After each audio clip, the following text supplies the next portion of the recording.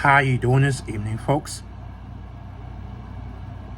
Thank you for tuning in. I really appreciate you all for coming on. If you really need a power of prayer to help you to get through your week, I got you. And hopefully it's going to bless you as well. Psalm 40 verses 8 says, I desire to do your will, my God.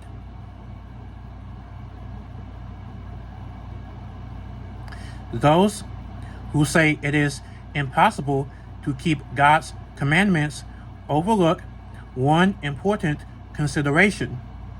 It is the vital truth that through prayer and faith, man's nature is changed and made a partaker of the divine nature.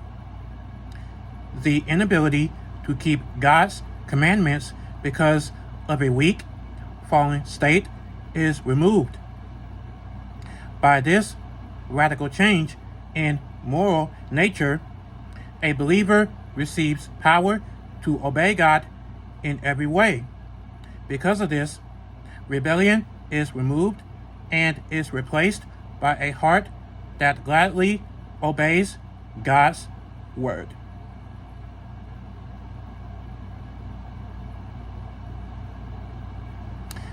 I desire to do your will, O God. Thank you that through faith and prayer, we receive power and strength to obey. Amen.